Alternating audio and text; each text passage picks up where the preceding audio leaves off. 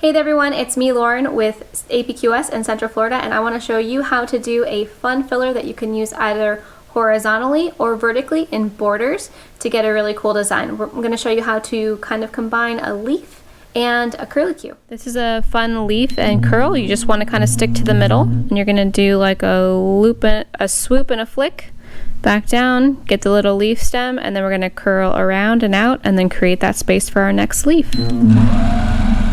Swoop and flick.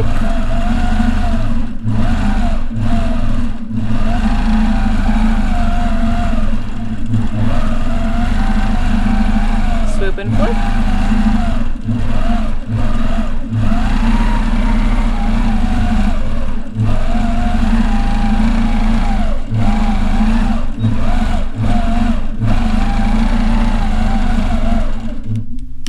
Okay, and you can come in and you can bring those curls tighter if you want, or looser if you want. Tighter gives you a more circular design, looser gives you more of a hook design.